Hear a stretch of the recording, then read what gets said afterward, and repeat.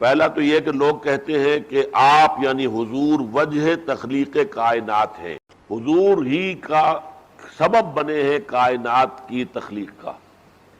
اصل میں یہ کچھ گہرے فلسفیانہ انداز میں تو یہ بات کہی جا سکتی ہے، اس لیے کہ اگر اس مسئلے پر ہم غور کریں جس پر اللہ تعالیٰ نے کچھ نہیں فرمایا قرآن میں، اللہ نے یہ کائنات کیوں پیدا کی؟ یہ تو فرمایا تمہیں ہم نے پیدا کیا اپنی عبادت کے لیے۔ یہ کیوں پیدا کیا؟ کائنات کیوں پیدا کی؟ اس کے لیے ایک ہی بات ہے کہ جو ایک حدیث کی روح سے سامنے آتی ہے، کنت کنزا مخفیا فاحببت ان اعرف فخلقت الخلق۔ یہ حدیث اگرچہ محدثین جو ہیں اسے سند کے اعتبار سے جو ہے وہ تسلیم نہیں کرتے، لیکن مفسرین نے اور متکلمین نے سب نے اس حدیث کو تسلیم کیا کہ میں ایک چھپا ہوا خزانہ تھا، یعنی میرے اندر قوت تھی، طاقت تھی، کریٹو پوٹینشل تھا، لیکن یہ کہ کوئی اس کو دیکھنے والا نہیں تھا، کوئی اس کا ظہور نہیں تھا، کوئی اس کا مظہر نہیں تھا۔ تو میں نے چاہا کہ میں تخلیق کروں تاکہ مجھے پہچانا جائے۔ کسی کی تخلیق سامنے آتی ہے تو اس کو معلوم ہوتا ہے نا کہ اس کے اندر کیا کچھ تھا۔ کسی مصور نے کہ بہت اچھی تصویر بنائی ہے تو معلوم ہوا نا کہ اس کے اندر کس قدر کمال فن جو ہے وہ مثمر تھا۔ اس اعتبار سے اگر ہم اس کو مان لیں تو ظاہر بات ہے کہ انسانوں میں سب سے بڑھ کر اللہ تعالی کی معرفت جنہیں حاصل ہوئی وہ محمد ہے صلی اللہ علیہ وسلم۔ معرفت خدا بندی کا کمال، اس پہلو سے کہا جا سکتا ہے کہ پھر آپ ہی گویا کہ وجہ تخلیق ہوئے۔ لیکن اصل میں یہ ساری باتیں جو ہیں یہ غلو محبت و عقیدت کی باتیں ہیں۔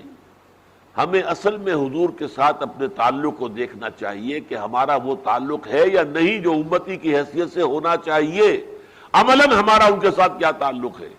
ان کی ہم پیروی کر رہے ہیں کہ نہیں کر رہے ہیں؟ ان کے احکام پر چل رہے ہیں کہ نہیں چل رہے ہیں؟ جو ہماری اصل میں نجات کا معاملہ ہے وہ تو اس سے متعلق ہے، لہذا ساری توجہ اس پر ہونی چاہیے۔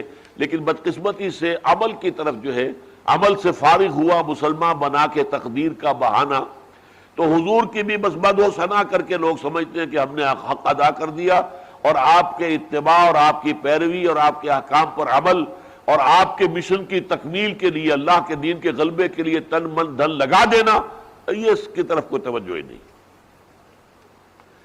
دوسرا اسی طرح انہوں نے لکھا ہے کہ یہ سب تمہارا کرم ہے آقا۔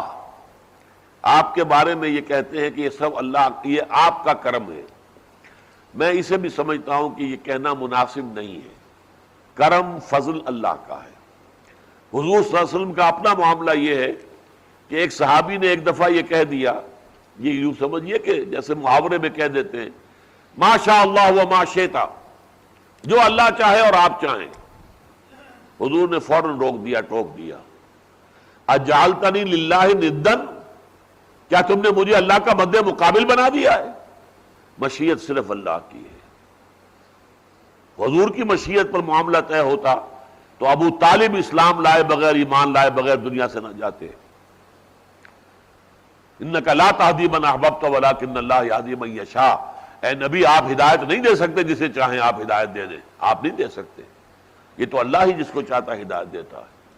بلکہ غزوہ احد میں حضور کی زبان سے بددعا نکل گئی جس پر اللہ کی طرف سے پکڑ آ گئی۔ کیف یہدی اللہ قوما خضبوا وجہ نبیہم بالدم، اللہ اس قوم کو کیسے ہدایت دے گا جس نے اپنے نبی کے چہرے کو خون سے رنگ دیا؟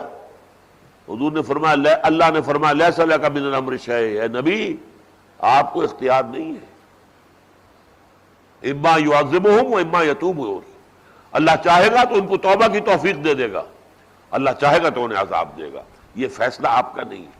تو ہمیں اصل میں سمجھنا چاہیے الرب رب وان تنزل والعبد عبد وان ترقى، رب اور بندے کے درمیان ایک فرق جو ہے موجود رکھنا چاہیے۔